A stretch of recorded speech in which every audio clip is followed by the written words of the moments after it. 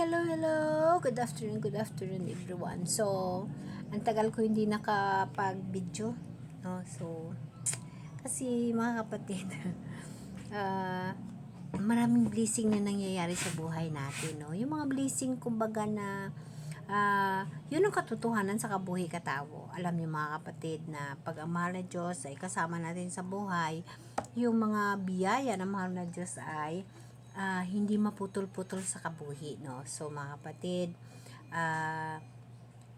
marami yung nangyayari sa kabuhi ko na napapasalamat ako sa mahal na Diyos sa gabay kapag bulig niya sa akin. So kumbaga ang itong mga video ko dito, ito yung buhay ko.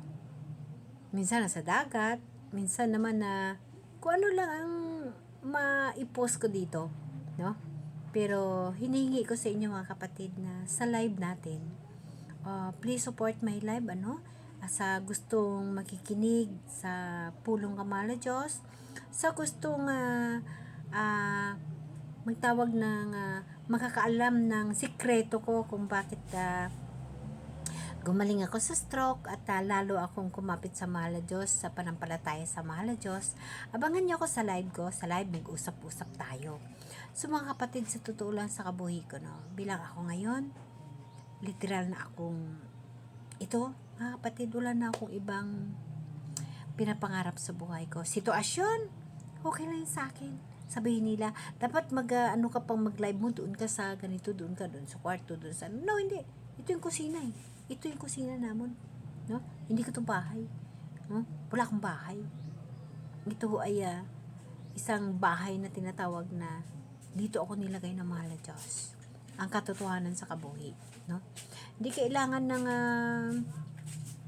ng diskarte ng kasinungalingan, hindi kailangan ng diskarte na patago-tago. Kung ano mayroon, yun.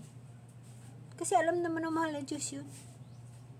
Hindi mo kailangan makikipagplastikan, hindi mo kailangan na magawa ang mga paraan upang baguhin ang sarili mo, no? Hindi kailangan ni mga kapatid. Mahirap mabuhay sa nakatago o mahirap mabuhay sa pinipilit mong binabago ang sarili mo. Ganun mga kapatid. Kaya sa buhay natin, hindi natin kailangan na nabaguhin yung sarili natin o yung sitwasyon kung may ano tayo. Ang importante ho na ang mahal na Diyos ang kasama natin, ang mahal na Diyos ang nagagabay sa atin, at ang mahal na Diyos ang nagatulong sa atin sa araw-araw na lahat. Na kumbaga, sa puwersa natin bilang tao na literal sa mundo, hindi natin kakayanin ng mga bagay pag wala ang mahal na Diyos. Hindi natin kakayanin ng mga bagay pag hindi tayo sasandal sa mahal na Diyos. Yan ang katotohanan mga kapatid. Sa sarili ko, sa buhay ko, hindi ko kakayanin yun.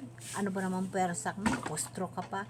Pero mga kapatid, sa gabay ng Holy Spirit, sa gabay ng mahal na Diyos, sa panampalataya ko at pagtitiwala ko sa mahal na Diyos, smooth lang buhay. Hindi ka nahihirapan. Okay lang kung ano mayroon, huwag ka lang magiging ambisyosa. Huwag ka lang magiging garapal sa mga tawhanon na kabuhi o tawhanon nga paligid. Kung ano lang mayroon, go, no? At ang gagawin mo lang, yung panampalataya mo sa mahal na Diyos at ang kaaya-aya sa mga bagay na mula sa mahal na Diyos, ang yun dapat natin gagawin mga kapatid. Kasi sa buhay natin, yun ang sinasabi na ang Diyos ang pag-asa, no? Kasi ako mga kapatid, sa buhay ko, pangarap ko makapasok sa bagong langit at bagong lupa na inihanda ng mahal na Diyos. That's why mga kapatid, na sabi nila, pag mag-live ka, ilagyan mo ng kurtina, lagyan mo. No, hindi ko kailangan yung ganon. Diba? Kasi darating ang araw, baka saan tayo pulutin, ano? Kaya kailangan natin magbalik loob sa mahal na Diyos. Amen? Amen. Ang katotohanan. Thank you. By the way mga kapatid, subaybayan niyo ako sa live ko tuwing hapon, alas 2, mag-usap-usap tayo tungkol sa buhay na tinatawag na maka-Diyos o sa mga pulong na mahal ng Diyos, no?